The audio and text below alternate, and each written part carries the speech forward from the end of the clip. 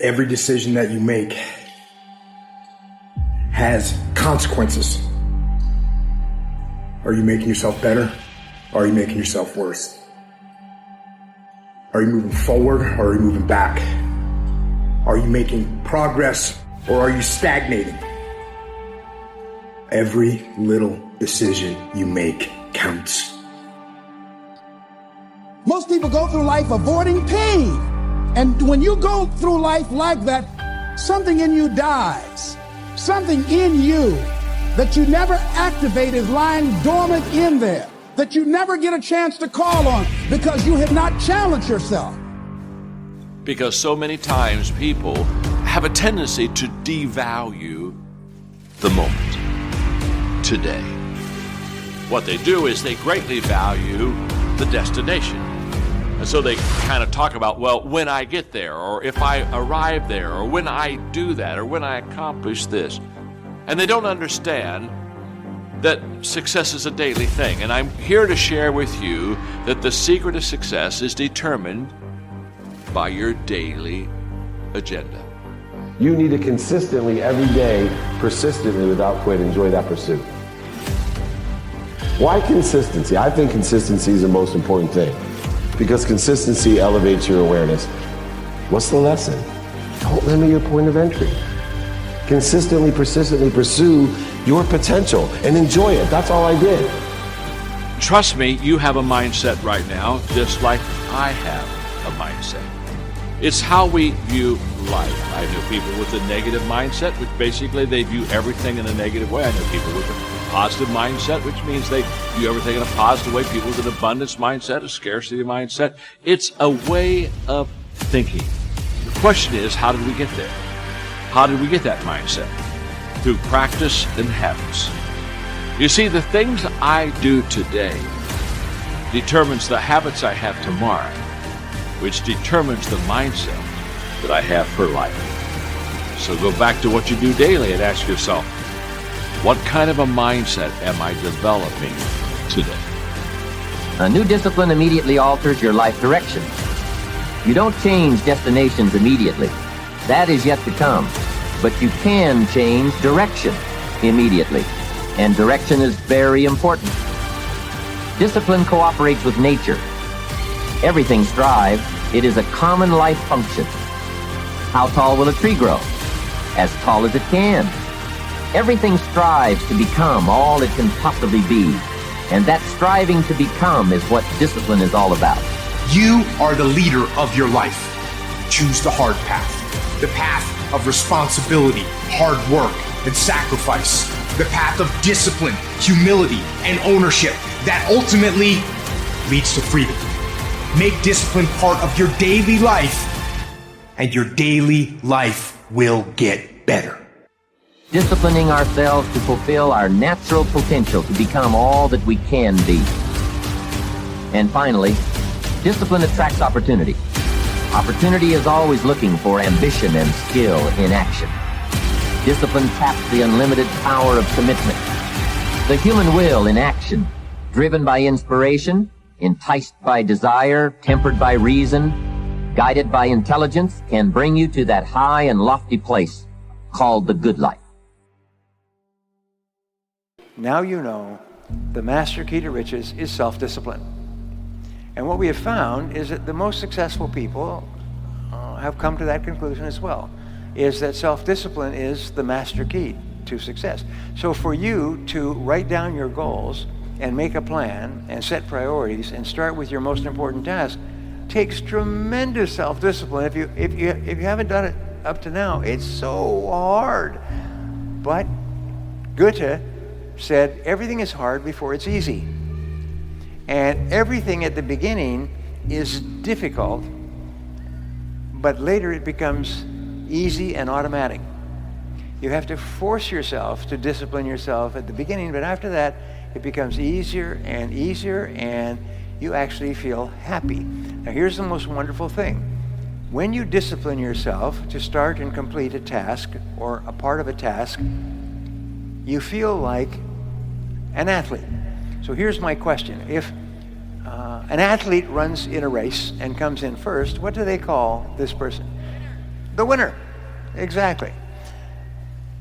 I've studied this hundreds, thousands of hours.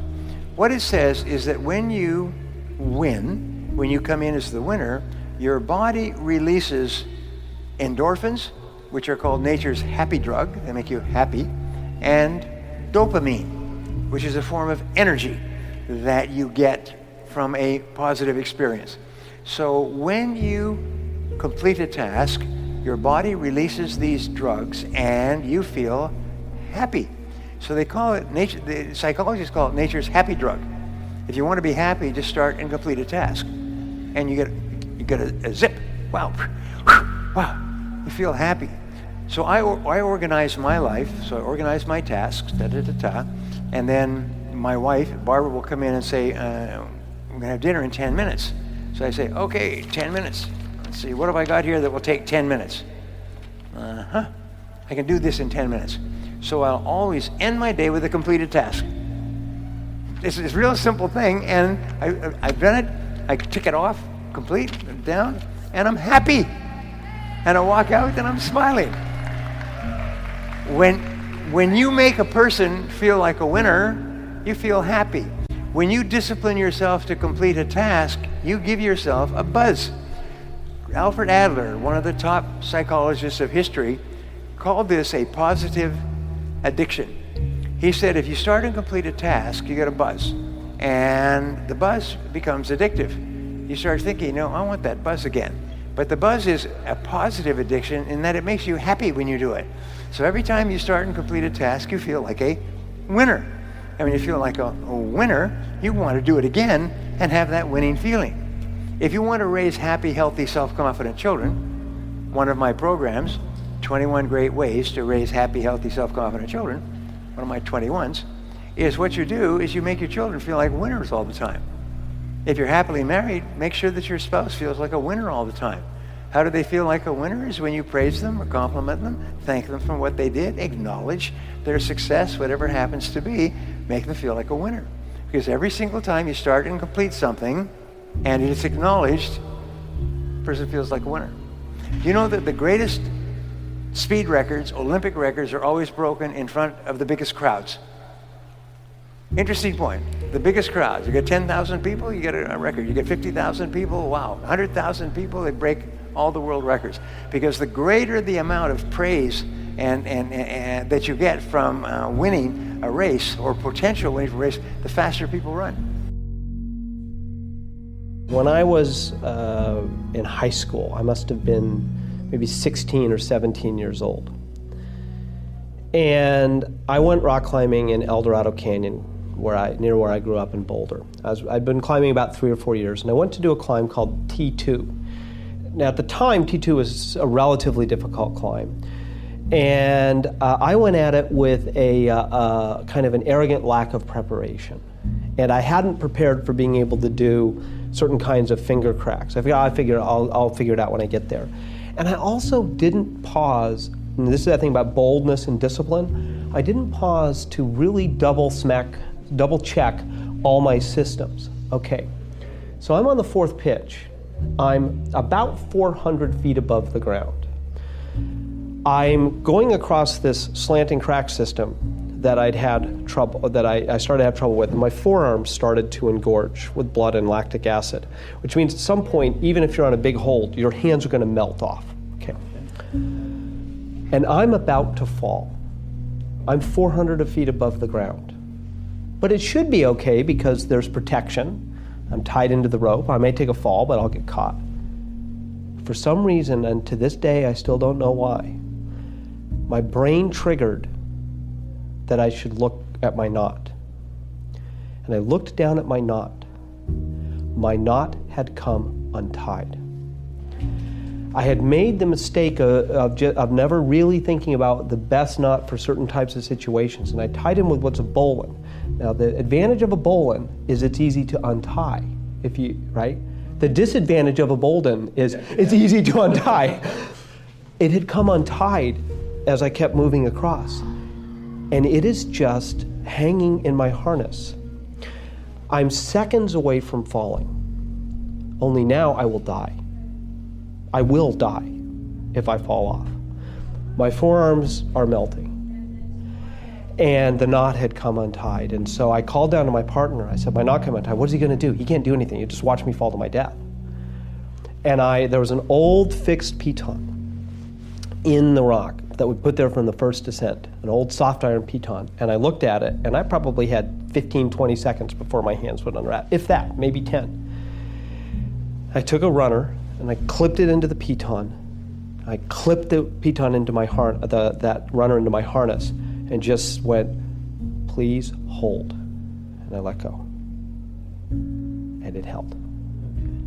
I put in a backup. I grabbed the knot, retied it, went to the ledge. It didn't convulse. I was very calm at that moment. When I got to the ledge, I went into convulsive shaking. I was sick to my stomach for days because of the whatever happens chemically. What I learned from that is two things. The first is that when you're in an unforgiving world, when gravity is unforgiving, it doesn't care. It never takes a day off, ever. And if you make one mistake, it can kill you, if it's the wrong kind of mistake. And what I learned is that sense of, yeah, I want to do adventurous things. I want to climb rocks. I want to be in Yosemite. I want to do things that get my adrenaline going. But I need the discipline to always do all the right preparation, to always think about the right knots, to always be cross-checking my system so that I can do those bold things and stay alive in an unforgiving environment. And as you and I spoke about earlier today, I think that's the rest. I think we're all heading into an unforgiving environment where we're going to have to be both bold and disciplined. The second thing I learned, what if that piton had not been there? We might not be here together. It was just by chance that piton was right there. And what you realize when you rewind the tape of your own life is that there are these crucial moments where if the luck had gone the other way, you might have gotten killed. And so what you have to do is to always be putting those extra disciplines in place, because I was lucky to live. And what I took from that is I never want to have to be lucky to live again. I want to live because of my discipline, not because of my luck.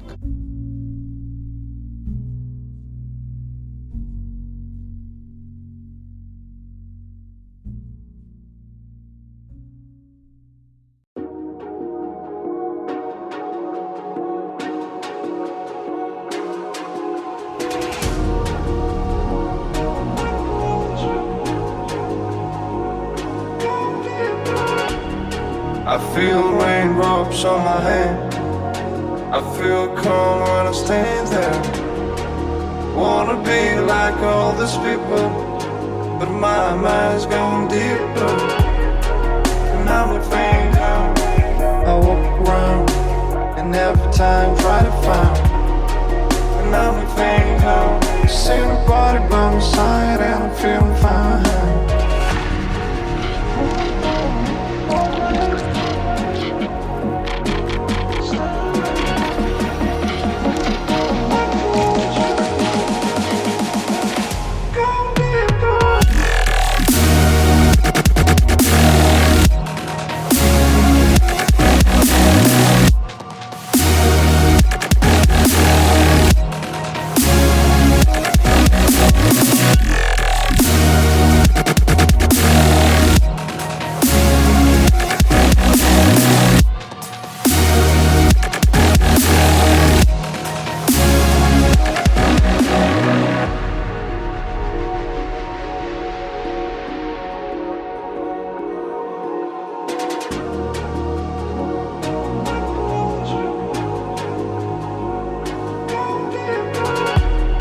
I feel raindrops on my hand. I feel calm when I stand there. Wanna be like all these people, but my mind's gone.